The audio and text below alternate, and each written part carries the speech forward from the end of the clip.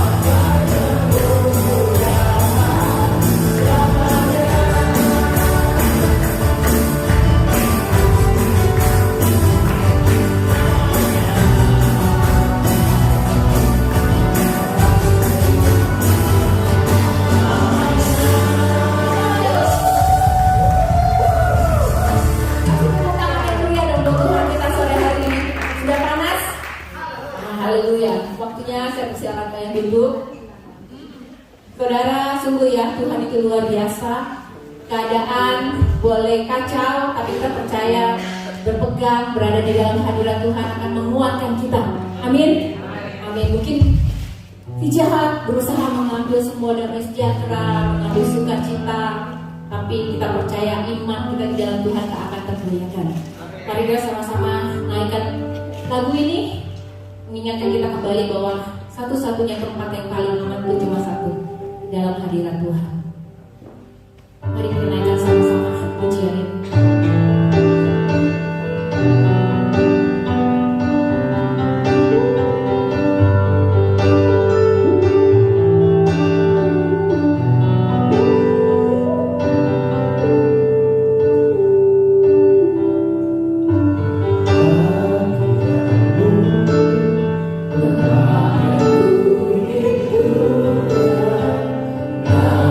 Nafas hidupku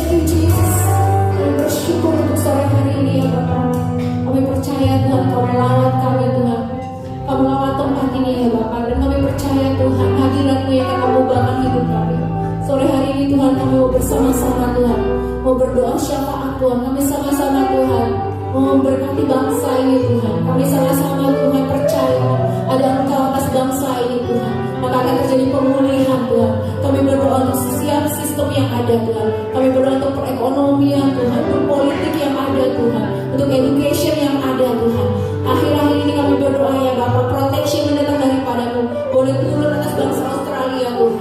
Proteksi mendatang daripadamu Tuhan, boleh mengubahkan wajah Australia di mata dunia ini Tuhan. Kami berdoa Tuhan terjadi Tuhan revival Tuhan. Kami berdoa untuk setiap Tuhan kuasa yang tidak datang daripadamu, kami tolak di dalam nama Yesus. Bahkan untuk sistem pendidikan yang ada, kami berdoa ya Bapak bersama-sama Tuhan. Kami minta favor-Mu, kami minta pertolongan-Mu ya Tuhan, sehingga Tuhan bangsa ini Tuhan mengenal Yesus pada anak-anak Tuhan, mengenalkan Yesus Tuhan pada sistem edukasi yang ada ya Bapak. Kami percaya pintu akan dibukakan Tuhan, sehingga banyak jiwa, banyak anak-anak akan mengenal Engkau ya Bapak. Terima kasih berkati pemimpin yang ada, yang tertinggi sampai terendah sekalipun Tuhan. Kami berdoa ya Bapak, hikmat yang ada Tuhan Kau turunkan Tuhan, biar hati mereka yang Kau pegang Tuhan, seperti hati Tuhan di tangan-Mu Tuhan, Kau gampang mengalirkan kemanapun Kau mau ya Bapak. Terima kasih Tuhan. Kami berdoa juga untuk Indonesia Tuhan.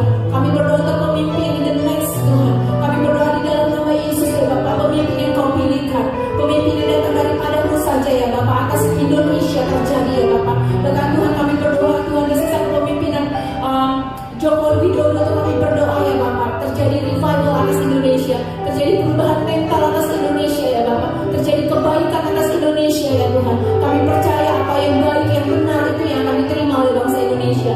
Kau urapi pemimpin yang ada Tuhan, dari yang atas sampai terbawah Tuhan, biar mereka mengenal apa itu kebenaran Tuhan yang mengubahkan hidup mereka ya Bapak, biar mereka diubah menjadi pribadi-pribadi yang jujur di hadapan-Mu Tuhan. Kami juga berdoa urapi Tuhan perekonomian Indonesia Tuhan, juga Tuhan Kau tolong ya Bapak. Kami percaya Tuhan Indonesia akan dibangkitkan menjadi bangsa yang beri makan bangsa-bangsa lain Tuhan. Terima kasih Yesus. Kami berdoa untuk kepemimpinan Tuhan, gereja-gereja di tempat ini Tuhan. Kami berdoa untuk Ciri, kami berdoa untuk Pernuai, kami berdoa ya Bapak untuk Nawarstu, kami berdoa untuk Host, kami berdoa untuk Hok ya Bapak. Bahkan Tuhan gereja-gereja yang akan dimunculkan dari tempat ini, kami percaya Tuhan kuasa Tuhan dinyatakan Tuhan. Kami percaya hamba-hamba-Mu akan terus dibangkitkan Tuhan atas tempat ini Tuhan. Kami berdoa untuk kepemimpinan yang ada, biar hikmat Allah humbleness ada Tuhan di dalam setiap kepemimpinan yang ada Tuhan. Kami berdoa jalan-jalan yang tertutup, kesusahan-kesusahan yang ada Tuhan, kami berdoa dalam nama Yesus Kau bukakan pintu Tuhan bagi pemimpin-pemimpin yang ada Tuhan. Kami percaya pengajaran juga kami penuhi dengan Roh Kudus, mengajarkan kami Tuhan, mengubahkan kami Tuhan melalui firman yang ditaburkan. Kami juga berdoa untuk KKR yang ada Tuhan, untuk tanggal 29 dan tanggal 30 Korapi Pastor Victor yang akan membawakan firman Tuhan, yang akan mengadakan KKR, bahkan tim yang akan melayani Tuhan di hari itu.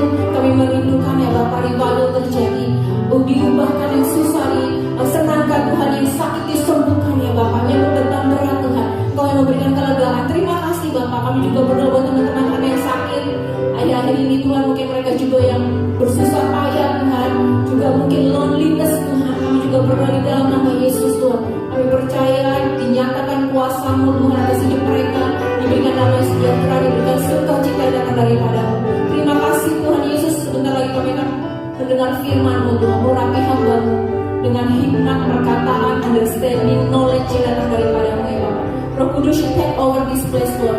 Dan kami berdoa dalam nama Yesus, kami juga yang mendengarkan, kami juga yang belajar Tuhan, kami ini Tuhan benar-benar dimurnikan Tuhan, hati dibuat menjadi gembur untuk siap menerima firman-Mu ya Bapak. Terima kasih di dalam nama Yesus. Semua yang percaya berkata amin. Silakan hambanya.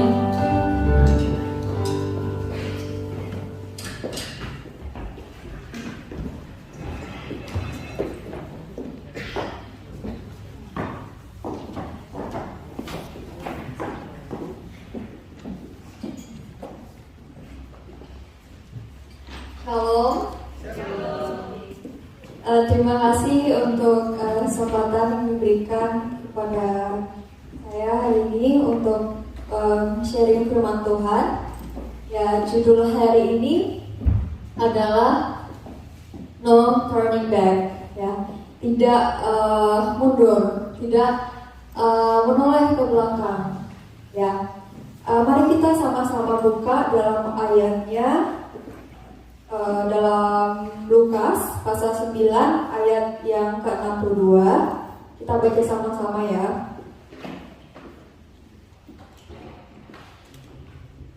Ayat 62 berbunyi, Tetapi Yesus berkata, setiap orang yang siap untuk membajak tetapi menoleh ke belakang tidak layak untuk kerajaan Allah. Ya, judul dari perikop ayat ini dari ayat 57 yaitu hal mengikut Yesus. Ya, Yesus di saat ada murid mengatakan lagi pengen berpamitan sama Tuhan Yesus untuk pamit untuk pergi ke keluarganya untuk berpamitan supaya dia mengikut Tuhan Yesus. Tuhan Yesus jawab, ya, setiap orang yang siap untuk membajak tetapi menoleh ke belakang tidak layak untuk kerajaan Allah. Ya, dalam setiap kehidupan orang percaya, dalam kita mengiring Tuhan Yesus, kita diharuskan untuk memiliki komitmen, ya, komitmen dalam kita berjalan sama Tuhan, untuk tidak melihat ke belakang, untuk tidak melihat masa lalu kita yang sudah kita tinggalkan, bahkan melirik jangan, ya, dan sungguh-sungguh mau mengikut Tuhan. Ada satu tokoh yang saya mau kita sama-sama pelajari, yaitu Ruth, ya, seorang perempuan, ya, janda yang telah menjadi janda, ditinggalkan oleh suaminya, di mana Ruth ini adalah bangsa Moab, ya, kalau nggak salah, Moab, dan tinggal bersama mertuanya yang merupakan bangsa Israel. Kita baca di ayat pasal 1, Rut 1 pasal 1 ayat 16. Rut 1 pasal 1 ayat 16 berbunyi, tetapi kata Rut, janganlah desak aku meninggalkan engkau dan pulang dengan tidak mengikuti engkau, sebab kemana engkau pergi, ke situ jugalah aku pergi, dan di mana engkau bermalam, di situ jugalah aku bermalam. Kata terakhir, bangsamulah bangsaku dan Allahmulah Allahku. Dari perkataan Ruth di sini kita bisa melihat kalau Ruth tidak hanya mengikuti dalam perjalanannya, ya. Saya harap kita semua tahu, ya, tentang Ruth dan Naomi. Dalam setelah ditinggalkan dengan kedua anaknya, Naomi pengen kembali dan mengatakan kepada kedua menantunya untuk tinggal, ya, untuk pergilah mencari suami yang lain karena dia sudah tidak mempunyai anak. Tapi di sini Ruth mengatakan hal yang dia mau untuk terus tetap mengikut Naomi. Tapi dalam bacaan ini kita bisa lihat bahwa Ruth tidak hanya mengikut Naomi, tapi mengikuti Allahnya Naomi. Jadi dalam kehidupan Naomi, mungkin selama dia bersama Naomi, dia mengenal Tuhan, ya, dia bisa mengenal Tuhan Allahnya Israel, sehingga dia dapat mengatakan, dia dapat memiliki satu, yaitu ketetapan hati, ya. Dia tidak pulang, Bapak Ibu, dia tidak mundur, dia tidak menoleh lagi ke belakang, tapi dia mau tetap bersama Naomi dan bersama Allahnya Naomi, ya. Dia memiliki ketetapan hati, ya. Dalam ayatnya ke-17 juga dijelaskan, saya bacakan ayatnya ke-17, di mana engkau mati, aku pun mati di sana, dan di sanalah aku dikuburkan. Beginilah kiranya Tuhan menghukum aku, bahkan lebih daripada itu, jikalau sesuatu apapun memisahkan aku dari engkau selain daripada maut. Ya, luar biasanya di sini kita bisa belajar dari Ruth, di mana Ruth itu memberikan semua, ya, semua yang ada pada dia, ya. Jadi dalam kehidupan kita, apakah kita udah siap? Kita bisa mengatakan, Tuhan, aku memberikan semua yang ada padaku, dan tidak ada satupun yang dapat memisahkan kita, Tuhan. Selain maut kan, kalau kita mati kan pasti ketemu Tuhan, ya. Jadi tidak ada satupun yang dapat memisahkan aku sama Tuhan. Apakah pribadi kita sudah berani berkata seperti itu sama Tuhan? Ya, Dan tapi dalam kita masih hidup di dunia ini, ya banyak hal yang dapat memisahkan kita sama Tuhan. Jadi dalam kehidupan kita dalam kehidupan kita ini, sungguh kita itu harus berjaga-jaga, ya Bapak Ibu. Kita harus berjaga-jaga karena ada beberapa hal yang dapat memisahkan kita dengan Tuhan. Pertama, yaitu kelelahan. Ya, setiap kita ya sebagai manusia ini, ya saat kita hidup, ya keseharian kita penuh dengan kelelahan. Saat kita tidak dapat mengatur waktu kita tidak dapat mengatur istirahat kita akan merasakan kelelahan. Dan saat kita merasakan kelelahan, ya untuk datang sama Tuhan itu susah. Untuk masuk dalam hadirat Tuhan itu sangat susah. Ya, untuk kita datang berdoa, datang dalam hadirat Tuhan itu sangat susah. Dan semakin hari kita tidak hari ini kita tidak datang, besok kita bisa tidak datang, dan itu dapat memisahkan kita dengan Tuhan. Ya, seperti pujian kita tadi, ya hadirat Tuhan itu yang dapat menguatkan kita sama Tuhan. Tanpa hadirat Tuhan kita bisa pisah, kita bisa jauh sama Tuhan.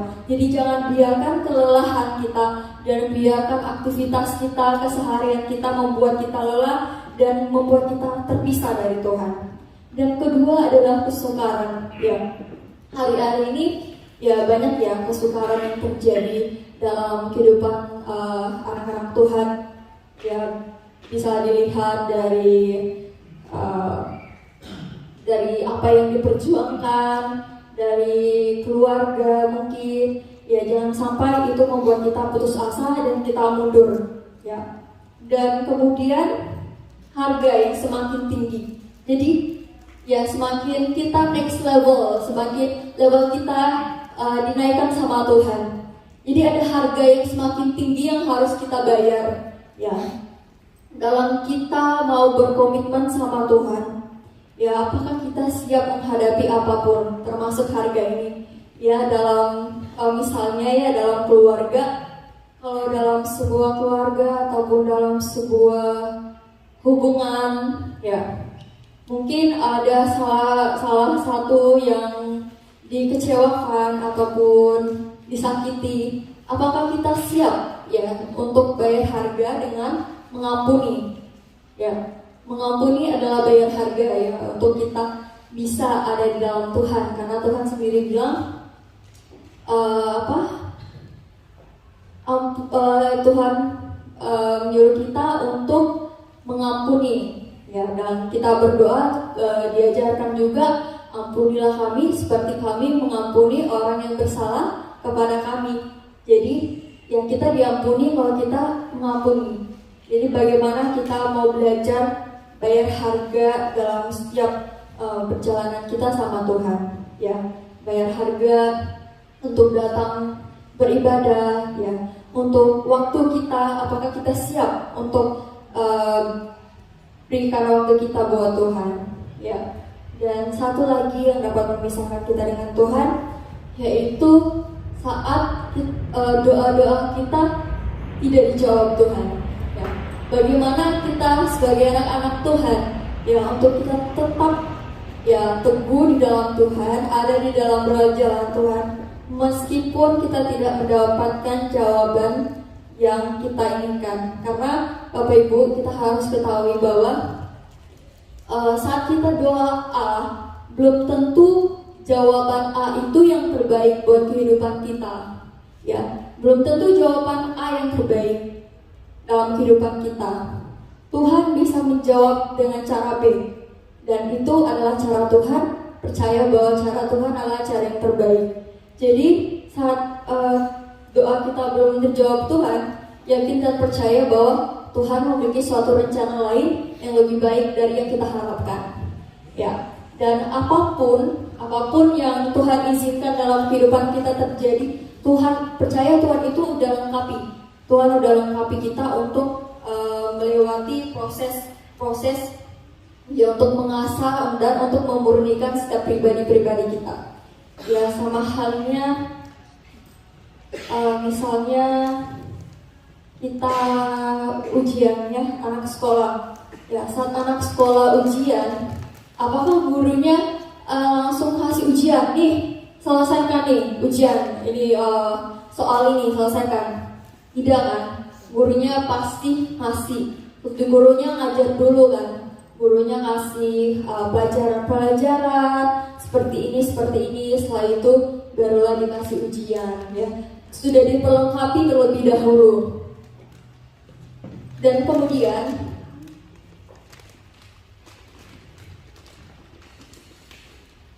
ya, jadi komitmen yang dalam kita menjalani perjalanan kita sama Tuhan sangat perlu ya. Jadi Bapak Ibu, kita jadikan Tuhan nomor 1 dalam kehidupan kita. Kejar Tuhan ya. Apapun yang kita alami ya, sesusah apapun, sepahit apapun, tetap ingat bahwa ada Tuhan yang bersama dengan kita ya. Ya, memang komitmen tuh ada itu untuk dipertahankan, terutama dalam segala sesuatu yang sekarang ini, saat ini udah tidak mudah lagi dan udah tidak murah untuk dijalani. Tapi untuk kita, jangan sampai kita itu menyia-nyiakan potensi dan kesempatan yang Tuhan sudah kasih dalam kehidupan kita. Karena saat kita menyia-nyiakan itu, bukan hanya kita yang bisa dirugikan ya. Saat kita sudah tidak berjalan di relnya Tuhan ya, saat kita mulai berbelok ya dari jalannya Tuhan, itu bukan hanya kita yang dirugikan, tapi bisa orang-orang yang di sekitar kita, orang-orang yang mengenal kita juga, orang-orang yang ada di dalam kehidupan kita juga bisa berdampak ya dari jalan yang kita berbelok ya. Dan jalan kita berbelok, orang lain bisa tersakiti, orang lain juga bisa jatuh. Bukan hanya diri kita yang jatuh saat kita berbelok dari jalan Tuhan. Ada juga dalam Yosua 24 ya. Dalam Yosua 24, di sini pasal ini menceritakan ya, sebagaimana yang kita tahu tentang pembaharuan perjanjian ya antara umat Israel dengan Tuhan melewati Yosua. Di sini Yosua itu berusaha untuk menjelaskan, untuk mengingatkan bangsa Israel ya pada kesetiaan dan penyertaan Tuhan, agar mereka itu tidak berbalik arah, mereka itu tidak memandang ilah-ilah lain, tapi tetap memandang hanya kepada Tuhan dan menyembah kepada Tuhan. Dan di sini ada ayatnya ya, di mana kita bisa belajar dari komitmen yang dimiliki oleh Yosua ya. Setelah dia menjelaskan bahwa Tuhan sudah menyertai kita, Tuhan sudah bersama dengan kita sampai saat ini. Di sini ada satu perkataan dari kalimat dari Yosua ya, akan tetapi aku dan seisi rumahku akan melayani Tuhan ya. Kita dapat belajar juga dari komitmen yang dimiliki Yosua untuk berjalan, tetap ada berjalan dalam relnya Tuhan ya. Meskipun ya umat Israel ini, jika umat Israel ini akan berbelok, dia mengatakan komitmennya, akan tetapi aku dan seisi rumahku akan melayani Tuhan. Jadi hari-hari ini apa sih yang susah?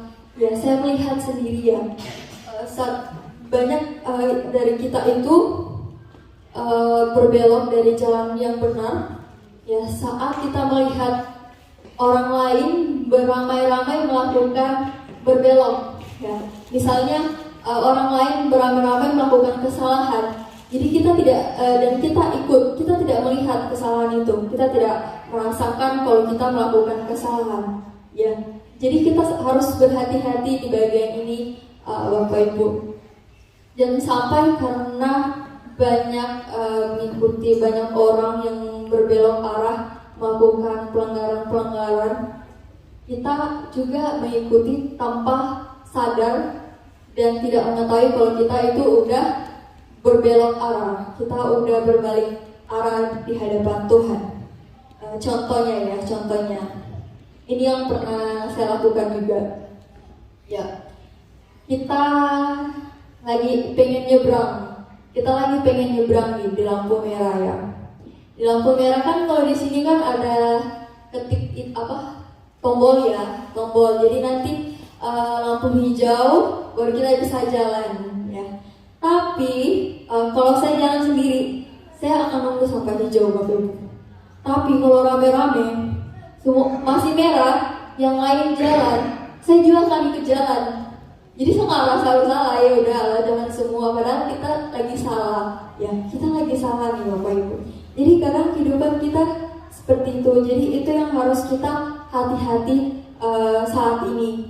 Jangan sampai kita membenarkan yang salah dan berbelok arah karena kita ikut-ikutan. Karena dunia sekarang ini sungguh ya banyak hal yang telah rusak. Ada nilai-nilai yang telah jauh dari Alkitab, dari firman Tuhan. Jadi banyak pembenaran yang sudah tidak sesuai dengan firman Tuhan. Jadi Tuhan yang menciptakan kita untuk menjadi pribadi yang komitmen. Karena apa? Karena Tuhan sendiri adalah Tuhan yang berkomitmen. Jadi Tuhan memulai sesuatu itu, Tuhan akan terus melakukannya, Tuhan akan menyelesaikannya. Jadi apapun dalam kehidupan kita ini Bapak Ibu, Tuhan itu akan selalu ada sama kita. Jadi seberapa sulit kenyataan-kenyataan yang kita alami, Tuhan sekali-kali tidak pernah meninggalkan kita. Ya, terus cari kebenaran Tuhan. Ya, banyak kenyataan-kenyataan hidup yang bisa membuat kita berbalik arah, yang bisa membuat kita jauh daripada Tuhan. Tapi terus cari kebenaran Tuhan. Kebenaran firman itu yang akan membawa kita semakin dekat, yang akan membawa kita itu terus ada di jalannya Tuhan, di jalan kebenaran Tuhan. Jadi tetap teguh Bapak Ibu, dan tetap teguh karena Tuhan itu adalah Tuhan yang setia, Tuhan yang selalu ada buat kita. Sedikit kesaksian sebelum saya selesai. Ya, saya kan orangnya sebelumnya Muslim ya. Saya mengenal Tuhan itu saat saya SMP. Ya, tidak disuruh-suruh kenal ini Tuhannya, enggak. Saya kenal Tuhan saat saya masuk dalam ibadah, dan di situ hadirat Tuhan turun atas saya. Di situ saya mulai mengenal Tuhan Yesus. Dari semenjak saya kenal Tuhan Yesus, Bapak Ibu, keluarga saya tidak mengizinkan. Orang tua saya ada di jauh dari saya, tapi hidup saya saat itu juga tidak mudah. Ya, saya tinggal dengan keluarga yang kenal Tuhan Yesus. Tapi kan orang bilang Tuhan Yesus, saya belajar, Tuhan Yesus itu kasih. Tapi dalam keluarga banyak hal, banyak rintangan, susah gampang lah ya. Saya harus melewati itu, dan Bapak Ibu, tidak ada satupun kata, tidak ada satupun pemikiran bahwa saya salah deh. Kayaknya Kristen ini jahat. Kayaknya Kristen ini, Tuhan Yesus ini nggak bagus. Ya udah, saya pulang aja, saya balik aja lagi ke agama yang dulu. Tidak ada satupun dalam pemikiran saya seperti itu. Karena apa Bapak Ibu? Karena semenjak saya kenal Tuhan, saya itu terus belajar mendekatkan diri saya kepada Tuhan.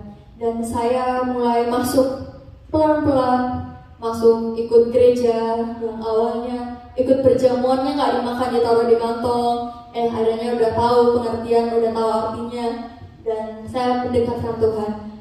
Dan sampai-sampai saya pernah dibilang saat saya sudah mulai dekat sama Tuhan, saya sudah jadi setiap Sabtu kita ibadah doa semalam suntuk ya, dan paginya itu saya pulang terlambat saya. Terus saya pulang, dibilang saya seperti ini, ya, kamu kemana aja? Kok terlambat? Kenapa pulangnya terlambat? Kalau pergi tempat sembarangan ya, jadi bicaranya nggak enak ya. Itu saya nangis, saya katakan, Tuhan kok saya pergi ibadah kok Tuhan dibilang gini. Tapi Tuhan ngajarin saya lagi untuk tetap teguh, dan karena saya juga terus bergereja, terus membangun hubungan sama teman-teman yang lain, membangun hubungan sama anak-anak Tuhan. Jadi saya ditopang doa juga. Oh, saya nggak boleh gitu. Saya tetap harus tetap teguh sama Tuhan. Jadi Bapak Ibu, selama saya ikut Tuhan, ya memang nggak mudah, tapi puji Tuhan, Tuhan itu terus menjaga jalan saya untuk tidak berbalik ya. Untuk tidak berbalik arah. Padahal itu sangat mudah ya, dengan keadaan kondisi yang saya jalani itu sangat mudah untuk saya berbalik ya. Lebih enak ya tinggal sama orang tua, lebih enak ya, lebih enak ini. Tapi saya merasakan ada sukacita, saya merasakan ada perbedaan saya sama Tuhan Yesus ya. Meskipun di sekitarnya ya, meskipun orang-orang juga yang mengenal Tuhan Yesus ya tidak menggambarkan dengan apa yang saya bayangkan ya, dengan apa yang saya bayangkan.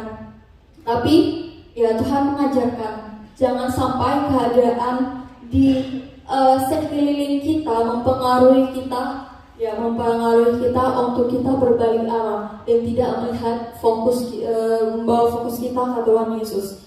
Jadi saudara-saudara, apapun yang kita hadapi dan sesulit apapun kita, mari kita tetap melihat Tuhan Yesus.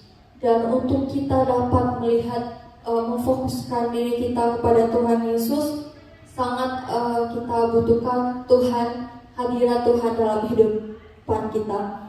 Dan saya juga belajar bahwa sangat berbeda kalau saat kita datang setiap hari di hadapan Tuhan dengan saat kita tidak datang di hadapan Tuhan. Kita berbolong-bolong, itu sangat berbeda. Iman kita itu sangat berbeda. Jadi ya kita nggak pernah tahu masalah, kita nggak pernah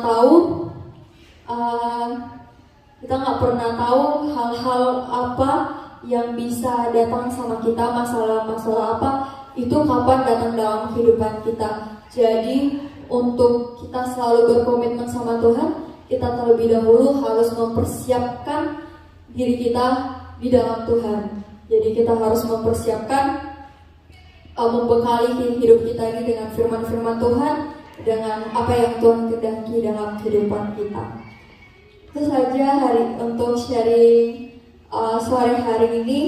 Saya harap kita tetap ada di dalam jalan Tuhan apapun yang kita hadapi hari-hari ini. Jangan mundur, karena Tuhan Yesus selalu bersama kita. Tuhan Yesus berkati. Saya serahkan ke Ko Iwan.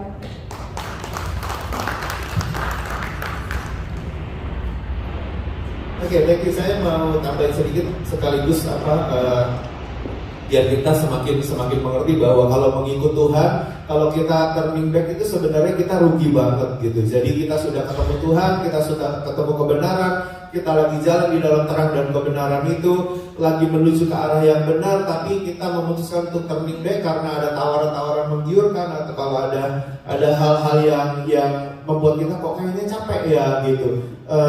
Sebenarnya kita rugi banget. Saudara, saya itu minggu ini kebetulan minggu ini saya dapat, biasanya kalau Instagram itu kan suka ada yang pop up gitu ya. Gitu. Jadi saya dengar sebuah cerita dari Pastor Jacqueline Sales ya. Dia cerita tentang bagaimana mengikut Tuhan, penyembahan mengikut Tuhan. Cerita dia aja udah inspiring banget. Tapi dia cerita bagaimana sebuah lagu I have decided to follow Jesus. Anda tahu ya lagu itu ya? I have decided to follow Jesus. I have decided to follow Jesus. I have decided to follow Jesus. No turning back, no turning back. Saudara tahu behind the story dari lagu itu? Dijelaskan di situ bahwa ada sebuah keluarga misionari yang pergi ke daerah India namanya Assam. Sekarang kalau nggak salah namanya Meghalaya atau apalah gitu di India gitu. Lalu sekeluarga ini ternyata ditangkap sama orang-orang yang primitif yang ada di sana gitu. Dan ditangkap, lalu singkat cerita kepala sukunya bilang gini, kalau kamu mau, karena ini udah mereka ini dianggap annoying karena terus-terusan bilang Tuhan Yesus, Tuhan Yesus, Tuhan Yesus gitu. Buat mereka ini annoying banget. Dan akhirnya kepala sukunya menangkap mereka dan dikumpulkan satu keluarga itu, dan lalu si kepala keluarganya ini ditanya begini, kamu mau menyangkal Tuhan atau dua anakmu ini kami panah?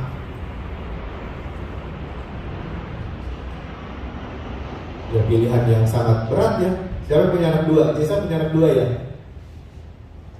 Pak Jackson punya anak berapa? Satu. Perry punya anak berapa Perry? Belum gitu. Dedi punya anak berapa? Belum gitu. Saudara kalau ditawarin kayak gitu ya, ada penawaran kayak gitu tuh susahnya minta ampun buat kita jawab, bener gak? Iman yang kuat akan buat kita bisa jawab sesuai dengan rencana Tuhan. Tapi kalau enggak, ya sudah pasti akan susah. Saudara tahu misionari ini bilang apa? Satu kalimat itu, I have decided to follow Jesus.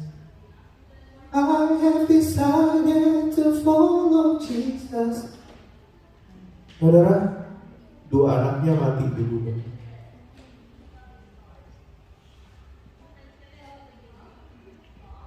Mati.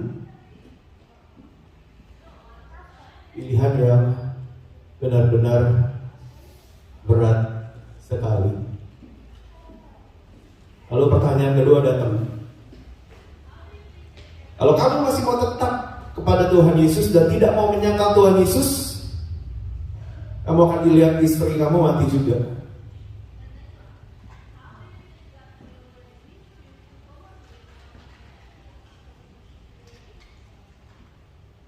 Misionari ini ternyata punya iman yang kuat terhadap Tuhan.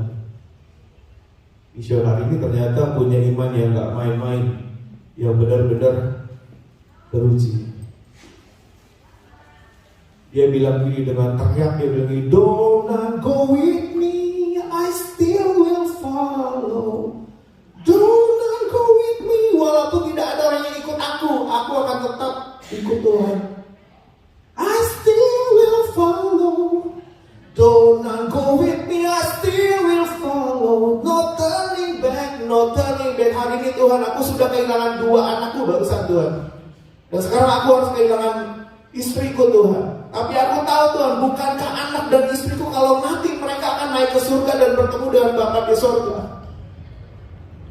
At least anak istriku, aku gak bisa lihat di dunia ini, tapi mereka selamat di tangan Sang Pencipta. Dia bilang, don't go with me, I still will follow. Saya akan tetap ikut Tuhan saya.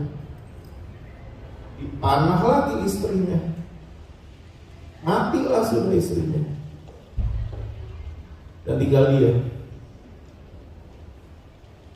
Kamu mau sekarang mati atau menyangkal Tuhanmu? Ternyata iman misionari ini gak main-main. Dia teriak, the world before me, behind me the cross before me. The world behind me, the cross before me. The world behind me, the cross before me. No turning back, no turning. Itu asal mula kenapa lagu itu bisa ada 150 tahun yang lalu kira-kira. lagu ini diciptakan? Berasal dari seorang misionari yang punya iman yang kuat, yang kehilangan 2 anaknya dan kehilangan 1 istrinya, dan akhirnya dia harus kehilangan juga hidupnya. Mati 1 keluarga ini, misionari ini mati di tangan pembunuh-pembunuhnya. Tapi dari situ sang kepala suku lihat, ini apa sih? Orang ini apa sih? Udah kehilangan 2 anaknya, masih tetap mau percaya Tuhan Yesus. Udah kehilangan 1 istrinya lagi, masih tetap mau percaya sama Tuhan Yesus. Kehilangan dirinya sendiri, masih mau tetap percaya Tuhan Yesus. Apa sih Yesus ini yang sudah jauh banget hidupnya, dulu banget kan? Ini kan peristiwanya 2000 tahun yang lalu. Apa sih, ada apa dengan Tuhan Yesus ini? Ya, penasaran, luar biasa penasaran, dan akhirnya dia bisa percaya bahwa Tuhan Yesus itu Tuhan. Dan seluruh orang-orang yang ada di kampung itu akhirnya menerima Tuhan lewat 1 keluarga yang punya iman luar biasa. Akhirnya kampung itu bisa terima Tuhan. Itu cerita lagu tersebut, saudara. Kira-kira kita lebih mudah turning back karena kenyamanan atau karena penderitaan sih?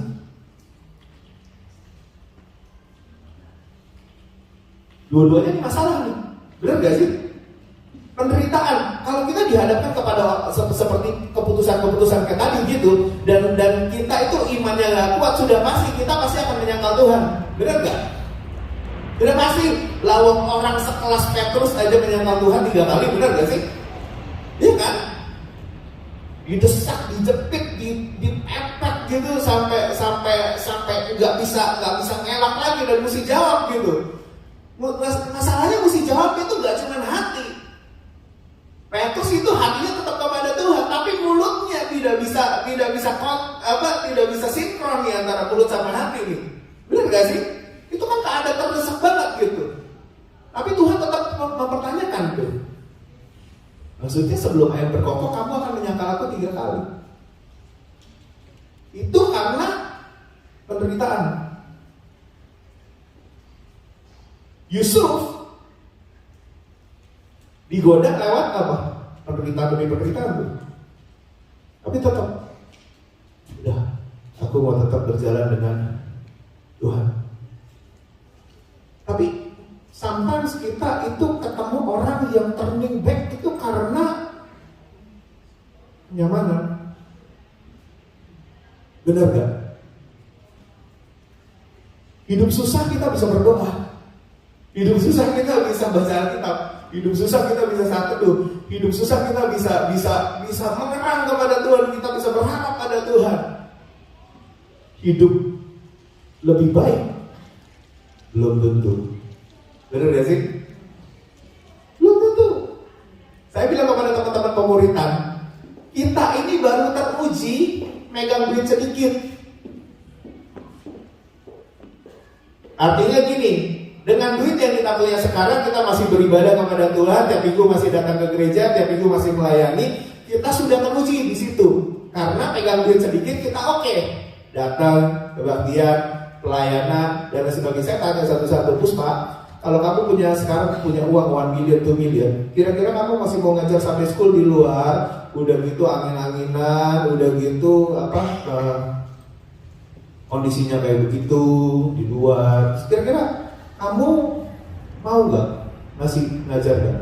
Kalau ada tawaran itu sama jalan-jalan, kamu ketemu tiket 5 hari ke Eropa, 6 hari ke Eropa, 2 minggu ke Eropa, aku punya duit 1 million, 2 million inilah gitu. Kira-kira kita milih apa sih gitu? Bener gak? Kita ini baru teruji megang uang sedikit. Ya mungkin ada yang sedang ya, udah ada duit yang lumayan gitu.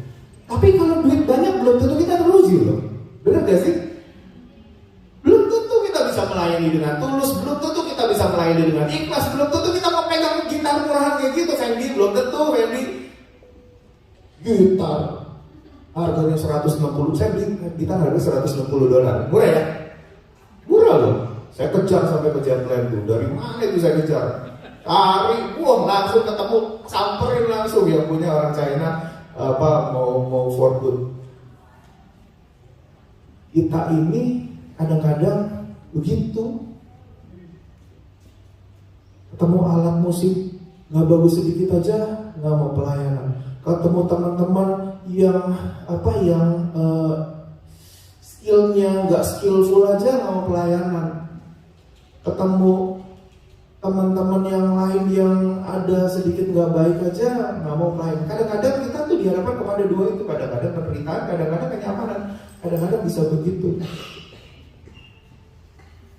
Kira-kira kalau kita punya uang banyak hari ini, apakah kita akan menyangkali Tuhan atau enggak ya? Beberapa dari teman datang ke sini berjuang cari uang untuk support keluarga dan untuk a better life, begitu ya?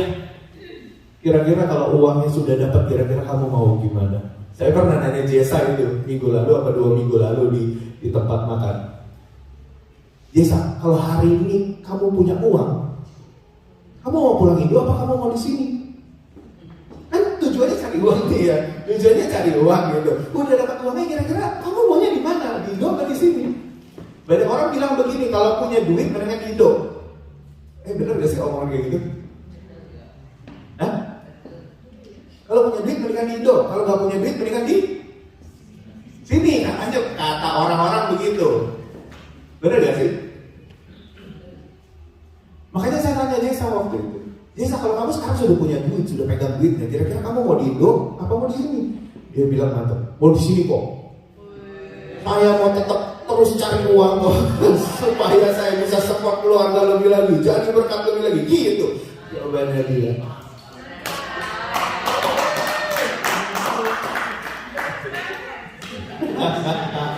Luar biasa. Teman-teman, tapi saya ketemu ya, yang dari Indo tuh tujuannya udah bagus, doanya bagus. Tuhan, kasih aku visa dong Tuhan.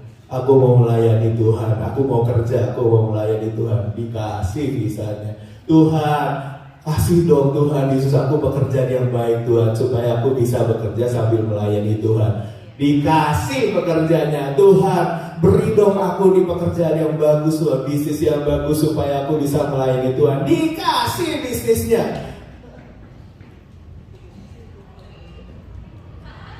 Tapi perkara melayaninya belum tentu. Yang namanya sudah punya bisnis di sini, bayar karyawan di hari weekend double-double, mau nggak mau ownernya kerja sendiri, ngirit, neken kos, benar gak sih? Akhirnya apa? Nggak ke gereja, nggak melayani sekenanya, seadanya. Masih mau punya bisnis di sini? Ya mau lah kalau kita bisa maintain, bener kan?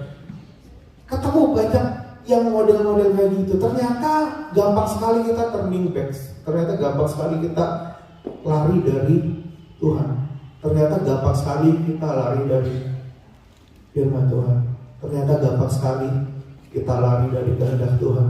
Ternyata gampang sekali kita salah target, salah sasaran, salah ngejar dalam hidup ini. Makanya saudara, ayo sekali kita memutuskan untuk angkat Alkitab, ya kita angkat terus di Alkitab ini setiap hari.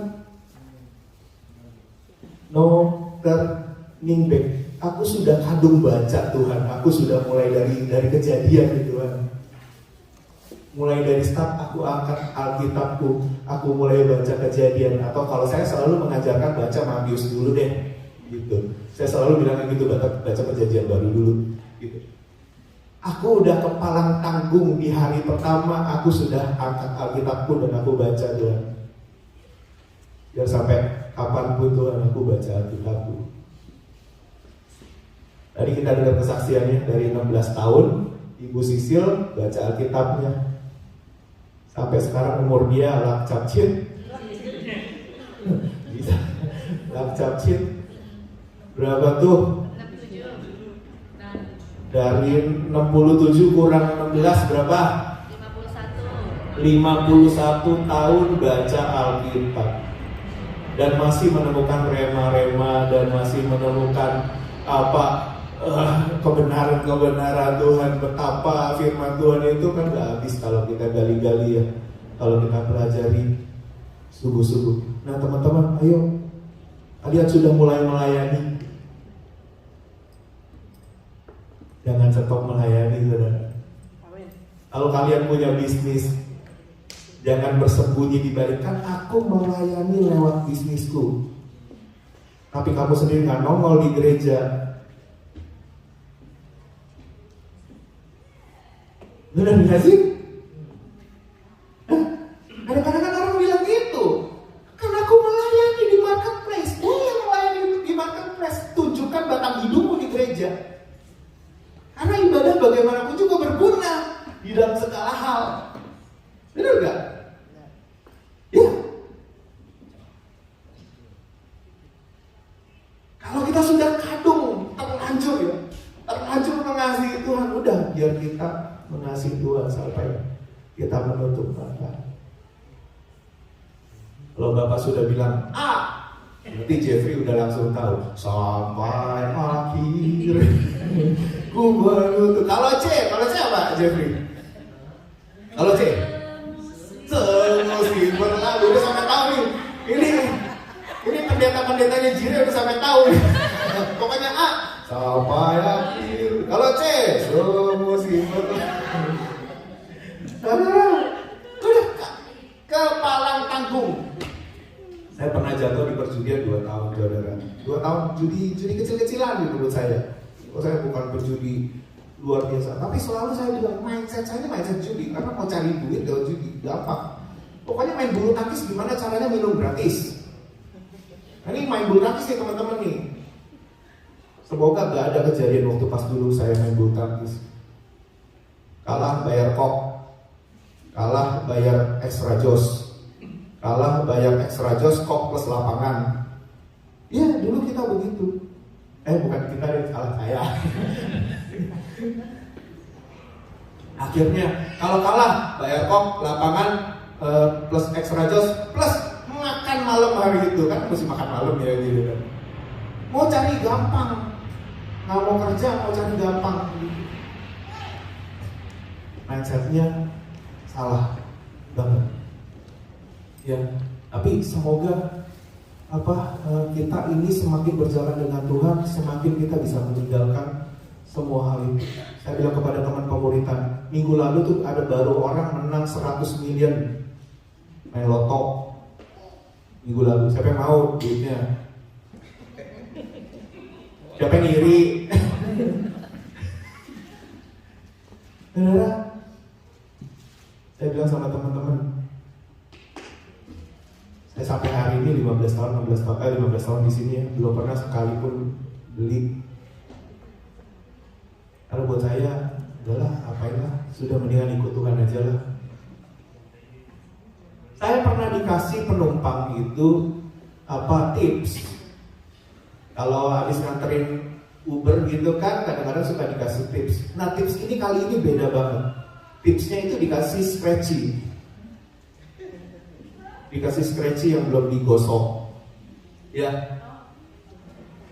belum digosok gitu. Jadi dia bilang, this is as your tip, for your tips gitu. Kalau kamu, siapa tahu kamu laki, dia bilang gitu. Siapa tahu kamu laki, ini tips. Saya baru beli, belum digosok. Kamu ini buat kamu. Siapa tahu kamu laki. Kira-kira kalau saya gosok, terus dapet 20.000 misalnya. Si Natali ambil nggak kalau jadi saya 20.000-nya?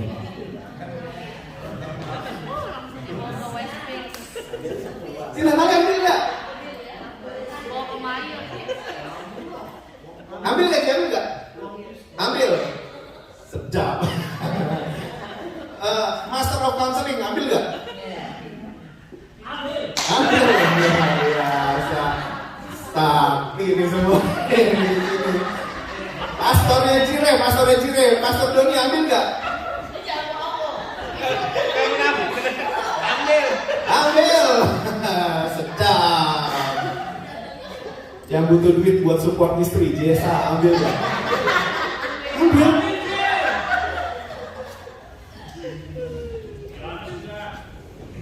Nah.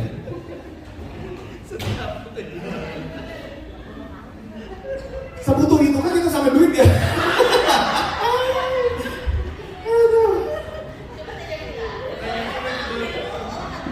Belum selesai Pak Iwan. Ya belum selesai. Pak Suryani udah selesai malah. Duitnya mau diapain? Kenapa? Duitnya mau diapain? Oh duitnya mau diapain? Duit mau diapain?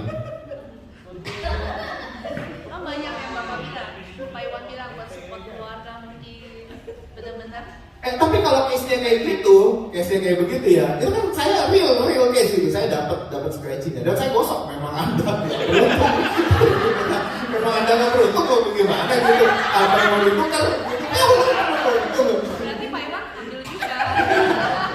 Saya jujur saya gosok juga. Gitu. Tapi jangan beruntung. Kalau beruntung, saudara mesti dengar 2 kali pemuritan saya. Saya akan ambil duitnya. Dia over ke tetangga. Amin.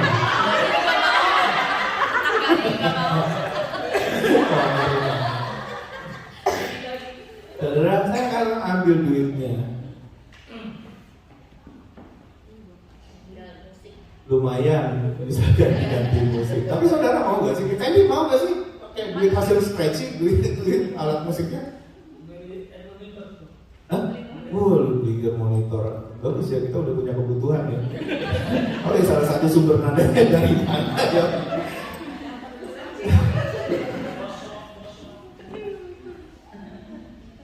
Anyway, nanti di lain kesempatan saya mau share, boleh nggak kita kelola uang haram? Ya kalau ada kesempatan, kan bukan saya ngatur jadwal khotbah nih, jadi saya tunggu aja giliran saya khotbah nanti. Anyway gini, tapi semenjak saya ngerti bahwa judi itu menyakiti hati Tuhan, semenjak saya mengerti bahwa judi itu nggak pernah kita susah lepasin mindset judi itu sampai kita benar-benar lepas, itu susah. Semenjak saya ngerti bahwa judi itu cinta uang, semenjak saya ngerti bahwa judi itu nggak menyenangkan hati Tuhan, saya mulai mikir bahwa Tuhan nggak bisa nih aku hidup kayak begini nih Tuhan, nggak bisa nih. Ketik dari saat itu sampai hari ini saya tidak pernah taruh sekecil apapun. Melbourne Cup yang kata orang cuma $5, $2, $1. Banyak teman-teman yang belum tahu Melbourne Cup. Nanti kalau saudara masuk ke company biasa ayo kita main yuk $5, $2, $3, kecil-kecilan, dan itu sudah jadi tradisi. Sudah jadi tradisi dan nggak apa-apa, semua orang juga nggak ngerjain gitu. Saya belum pernah sih ikut yang kayak begitu. Karena menurut saya sudah bersusah payah mengeluarkan diri dari mindset aku mesti dapat duit cepat, dapat duit nggak halal, dapat duit yang nggak baik. Udah bersusah payah mengeluarkan itu dari hidup saya. Ngeluarin satu dosa itu susah loh saudara, benar nggak? Ya terus hari per hari mengarahkan diri kepada Kristus sampai akhirnya kita bisa lepas dari itu semua. Dan saya lepas dari judi, makanya itu saya bisa saksikan di sini. Saudara, ayo jangan sampai kita belok dari rencana Tuhan yang sesungguhnya dan akhirnya malah rugi banget dalam hidup ini. Teman-teman yang sudah melayani Tuhan, teruslah melayani Tuhan. Kalau ada 1-2 kesalahan yang kamu buat, bagaimanapun caranya kau harus melayani Tuhan. Bagaimanapun caranya kita harus melayani Tuhan. Caranya masuk TV ada 3. Kalau saudara bercita-cita untuk masuk TV, ada 3 orang yang bisa masuk TV. Yang pertama, orang masuk TV karena dibayar. Ya, artinya apa? Dia punya talenta, dia punya karunia, dia punya bagus segala macam gitu, dan dia dibayar. Yang kedua adalah dia masuk TV tanpa dia dibayar. Ya, gantiin orang, udah kamu masuk TV aja deh, gitu. Bisa masuk TV. Yang ketiga adalah dia masuk TV karena dia bayar. Bener gak? Kalau nggak ada orang yang mau melayani, misalnya saya lah, saya itu ngambil satu keputusan parah banget dalam hidup ini, dan akhirnya teman-teman di sini nggak mau dengerin saya ngomong, nggak mau dengerin saya main musik, pokoknya saya sudah tidak diterima di sini. Saya akan mati-matian cari gereja yang mau terima saya untuk melayani saya. Kalau nggak ketemu, saya akan bilang tawarin gini, Pak, saya mau melayani di sini, boleh nggak Pak? Saya bayar sesuatu supaya saya bawa sesuatu dari hasil kerja saya, supaya saya bisa melayani di sini. Mungkin nggak musik, mungkin nggak khotbah, mungkin nggak apa-apa, tapi saya mau melayani Tuhan. Misalnya begini, Pak, guru sekolah minggu ada berapa? Ada 5. Pak, pemain musiknya ada berapa? Ada 8. Oke Pak, boleh nggak saya siapin uang, saya siapin makan mereka Pak? 5 tambah 8, 13 orang. Setiap minggunya saya mau melayani di situ Pak. Walaupun nggak kelihatan orang, nggak apa, tapi bagaimana caranya saya harus tetap melayani Tuhan. Karena pertama kalinya saya mau melayani Tuhan, sudah kadung terlanjur nih. Biar sampai mati kita melayani Tuhan. Maksudnya begitu loh. Kalau aku nggak bisa, dibayar nggak pantas, nggak punya skill bagus, nggak dibayar juga nggak mau ada orang dengerin. Bagaimana cara biar aku bisa tetap pelayanan? Aku bayar deh. Hopefully ngerti jelas pesannya, hopefully masuk nih dalam hidup kita. Karena sekali kita melayani Tuhan, harusnya kita ngerti privilege-nya melayani Tuhan. Kita ngerti ada di ladang pelayanan Tuhan, di ladang pekerjaan Tuhan. Harusnya kita nggak turning back lagi. Nggak ada cerita pensiun melayani Tuhan, nggak ada cerita gantung gitar, nggak ada cerita gantung piano. Ya, harusnya kita tetap melayani Tuhan. Saya boleh undang pemain musik ya untuk maju ke depan. Kita hari ini masih dihadapkan kepada keputusan-keputusan yang gak terlalu sesulit misionari itu, saudara. Tapi itu pun kadang-kadang kita jatuh bangun ya. Benar gak? Kadang-kadang kita jatuh bangun.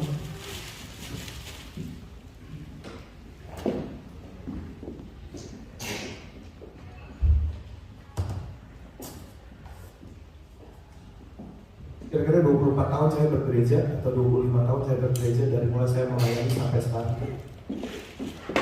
Saya bilang sama Tuhan, melayani Tuhan adalah privilege. Melayani Tuhan adalah kesempatan. Saya bisa datang ke gereja, itu bukti bahwa Tuhan itu memberikan saya minimal 1 kesehatan supaya saya bisa datang dari rumah ke gereja. Itu privilege. Ditambah lagi Tuhan kasih saya kesempatan buat melayani Tuhan. Tuhan, saya sudah dapat privilege itu Tuhan. Itu anugerah. Itu satu keindahan yang saya terima dari orang yang punya talenta biasa-biasa aja, dari orang yang punya talenta sederhana sekali. Gak banyak talenta saya, tapi begitu saya ngerti bahwa Tuhan, terima kasih Tuhan buat kesehatan, saya bisa datang dari rumah ke sini, nggak pakai tongkat, nggak pakai macam-macam. Mungkin kadang-kadang jalannya saya kayak sedikit karena pinggang sakit misalnya, atau mungkin apa gitu.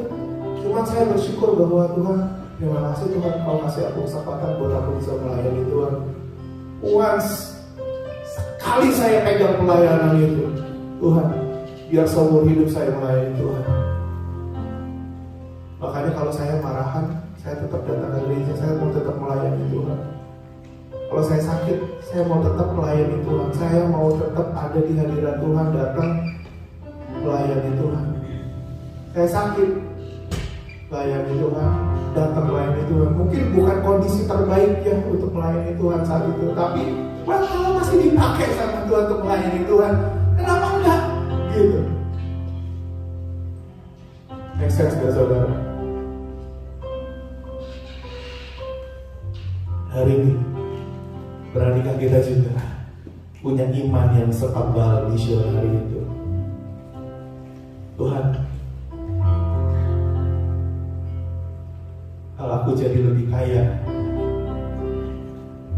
aku akan tetap melayani Tuhan.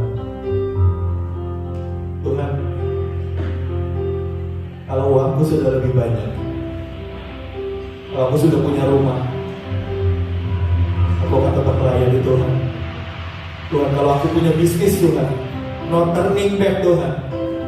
Dari miskin Kau memelihara aku Tuhan. Aku punya visa Kau memelihara aku Tuhan. Aku dapat pekerjaan Kau memelihara aku Tuhan. 10 tahun sudah aku ada di sini Tuhan, Kau memelihara aku Tuhan. 15 tahun, 20 tahun, ada anak, ada istri, ada rumah, ada pekerjaan, ada pelayanan, ada macam-macam Tuhan. Aku dipelihara sama Tuhan. Seumur hidup aku mau melayani Tuhan.